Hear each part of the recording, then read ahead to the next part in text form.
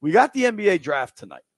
The Wizards have the second overall pick. Yeah.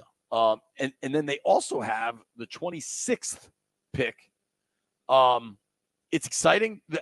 One thing the NBA does really well is like not the regular season. We all know that, but all the other stuff like NBA draft season, off season, like they're really good at all the non-essential parts of this. And so the amount of trades that are going to happen, I'm reading now I just pulled up Woj's Twitter feed, and that's my plan for today is to get through this. So Brooklyn and Houston just made a really big trade. The Knicks have made a big trade.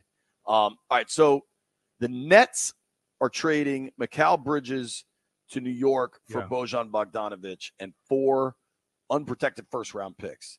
I think is Bridges another Villanova guy? Like, how many Villanova guys do the Knicks now have? That's a big piece for the Knicks. But the bigger piece that appears to be on the move, this is so damn complicated. I'm just going to read this to you, B. You tell me what I'm reading. This is from Woj. Brooklyn has a deal with Houston to return the Nets 2026 first-rounder for a 2027 Phoenix first-rounder. And the Rockets also get a 2025 extra first-rounder. In short, it seems like, here we go. The implications of the Rockets landing the Suns picks, Houston wants to trade for Kevin Durant. And that becomes far easier if they can return the Suns picks from the deal where Phoenix got him. Kevin Durant probably happy as hell. Sounds like Kevin Durant is going to Houston.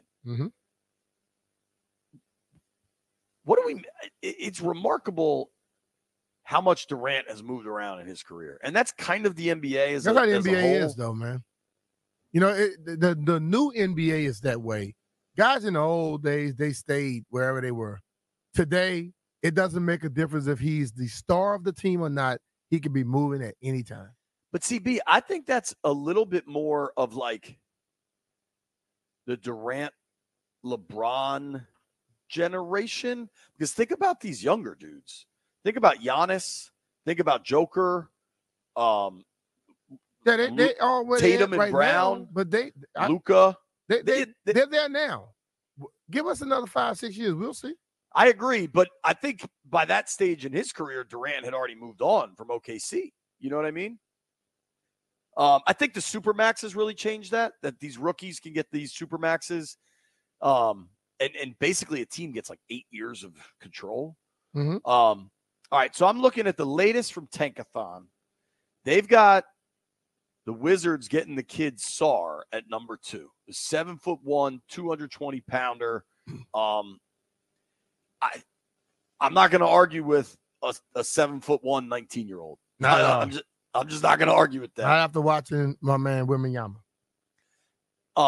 Reed Shepherd, I think he's Jeff. Help me out here. He's the white kid from Kentucky, right? There was Shepherd and then Dillingham. Little shooter. He's not on the. Jeff don't have his headset on. I mean, I can just look him up.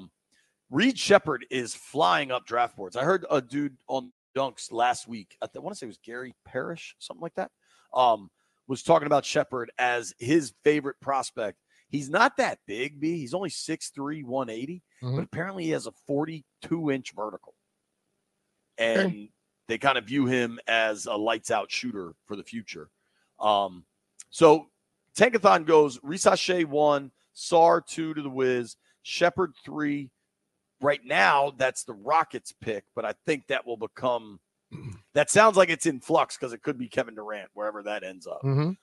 Then the point guard Topic, who's coming from Serbia, I believe. But I think he just had knee surgery, which would at least give me a little bit of pause. But see, the difference – that's the difference, though, Jay. NBA and NFL, they don't care about that guy sometimes having a knee. If he has knee surgery, they'll still draft him.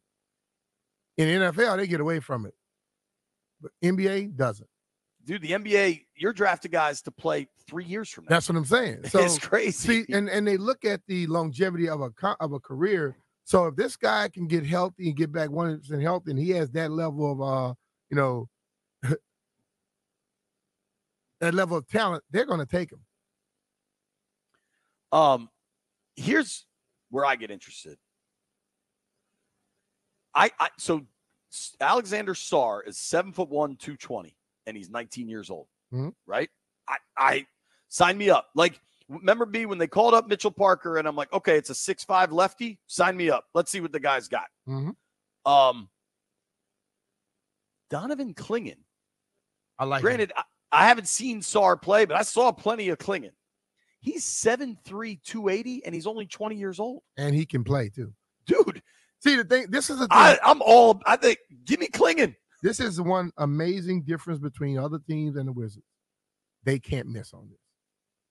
They're in a position now where they've missed so much that people that are still want to cheer for them, but out there on the outskirts, they can't miss on this. They got to get it right. Yeah. And I guess you got to. And if they go international player, they better damn sure get it right because they've been bad on those.